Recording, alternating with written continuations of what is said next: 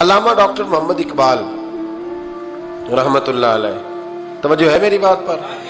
ادھر دیکھنا ذرا میری طرف۔ کچھ لوگ نا جی کہتے ہیں ڈاکٹر اقبال نے داڑھی کیوں نہیں رکھی تھی، تو یہ غلطی کی علامہ اقبال نے، رکھنی چاہیے تھی انہیں۔ ناراض ہو گئے آپ لوگ؟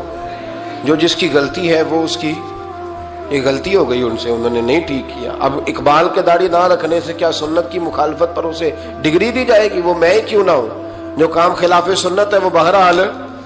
لیکن میرا سوال یہ ہے کہ اقبال نے صرف داڑھی نہیں نہ رکھی، باقی سارے کام اچھے کیے، تو آپ باقی کے تو سارے اچھے کر لینا۔ اقبال نے جو کام کیا، جو دین کا درد دیا، جو پیغام دیا، جو جدوجہد کی، اس کو تو سمجھ لو نا۔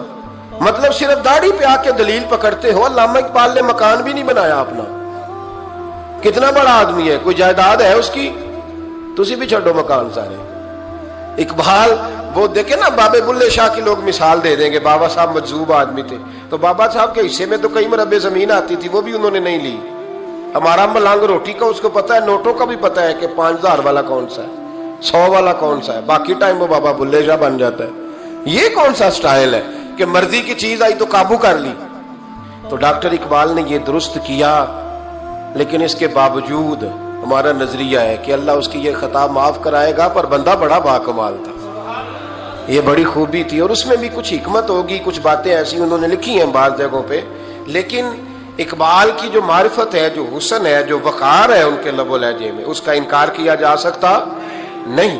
لیکن اس کو ہم ڈیفینڈ بھی نہیں کرتے، جو کسی میں کوئی کمزوری ہے وہ بہرحال اس کی۔ وہ ایک سوال بڑا اٹھتا تھا، لوگ کہتے تھے کہ آپ روز داڑھی کی بات بھی کرتے ہیں اور علامہ اقبال کی بات بھی کرتے ہیں، تو میں نے آج اس کی وضاحت کر دی۔ بات کی سمجھ آ گئی آپ حضرات؟ علامہ اقبال نے ایک بات لکھی ہے۔ اقبال کہتے ہیں جب میں لندن میں وکالت کرتا تھا تو ایک خاتون تھی، لیڈی بارنس اس کا نام تھا۔ چھوٹے موٹے مقدمات لے کے وہ میرے پاس آتی تھی۔ بی بی ایک ہوٹل چلایا کرتی تھی، اس کا خامن جو تھا وہ فوج میں ملازم تھا۔ اقبال نے خود لکھا ہے، اقبال فرماتے ہیں کہ ایک دن وہ خاتون پھر کسی کیس کے سلسلے میں میرے پاس آئی، تو جب وہ آئی تو اس نے نقاب اوڑھا ہوا تھا، برقع کیا ہوا تھا۔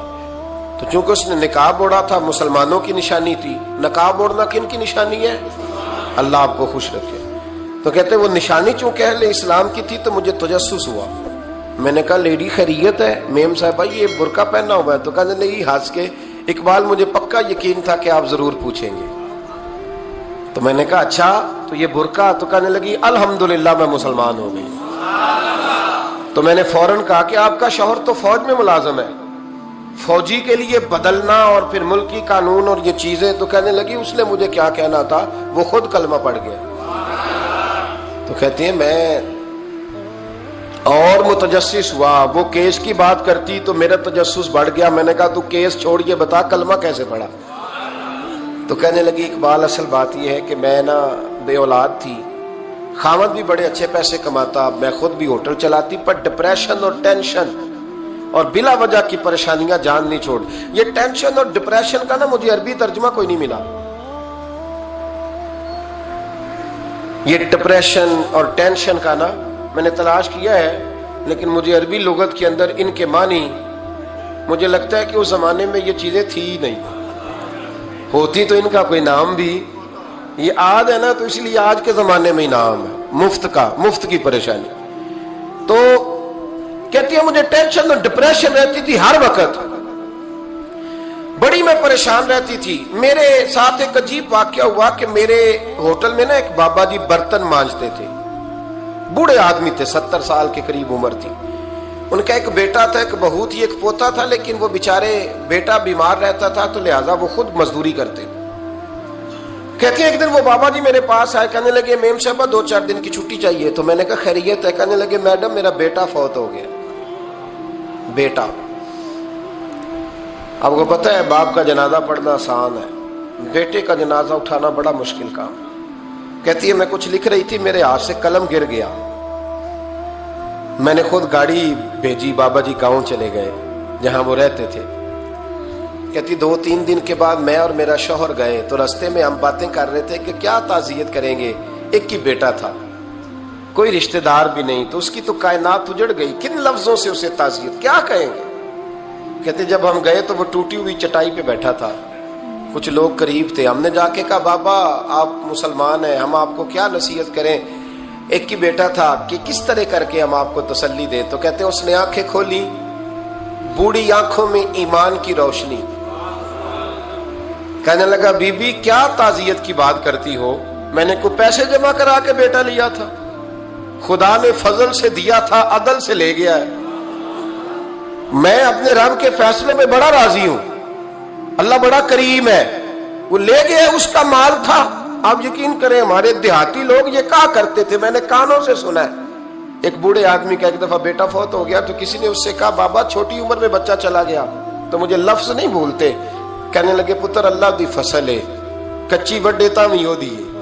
سنے آپ نے بھی کبھی یہ فکرہ، کچی وڈے تے پکی لے گئے تے تاویں ہے جو ہو دی، تو جب اس کا جی چاہا وہ لے گیا۔ اللہ اکبر۔ وہ خاتون کہتی ہے کہ وہ بابا جی سے میں نے کہا کہ چلو آپ ایک مہینے کی چھٹی کر لے، تو کہنے لگا نہیں میڈم میں مسلمان ہوں، مفت کی روٹی نہیں کھاتا، مزدوری کر کے کھاتا ہوں، میں انشاءاللہ 2-3 دن کے بعد کام پہ آ جاؤں گا۔ کہتے ہیں وہ چند دنوں کے بعد آ گیا، اللہ کی قدرت کے ابھی 2-3 ماہ گزرے تھے پھر آیا، میڈم چھٹی چاہیے کچھ دنوں کی۔ میں نے کہا خیریت ہے؟ کہنے لگے وہ میری بہو بھی ہارٹ اٹیک سے فوت ہو گئی۔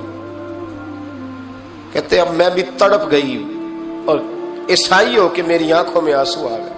میں نے کہا گھر کا دروازہ بند ہو گیا، اب یہ بیچارہ کیا کرے گا؟ وہ اپنے شوہر کے غم میں ہارٹ اٹیک سے فوت ہو گئی۔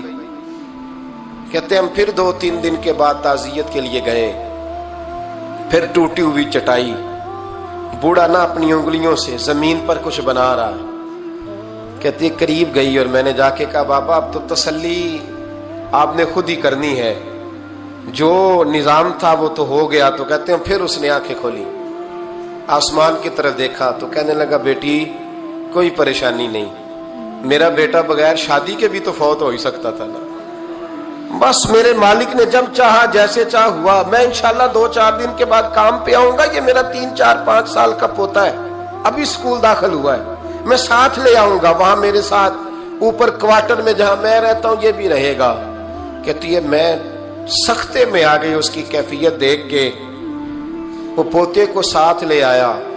کبھی کبھی میں دیکھتی چھت پہ کھڑے ہو کے کہ دادا گھوڑا بنا ہوا ہے اور پوتا سواری کر رہا ہے، وہ سویرے اٹھتا اس کو سکول چھوڑ کے آتا، شام کو لے کے آتا، پیار کرتا، محبت کرتا۔ تیسری منزل پر ہم نے کوارٹر دیا ہوا تھا، وہاں دادا پوتا رہتے۔ اللہ تو بڑا بے نیاز ہے۔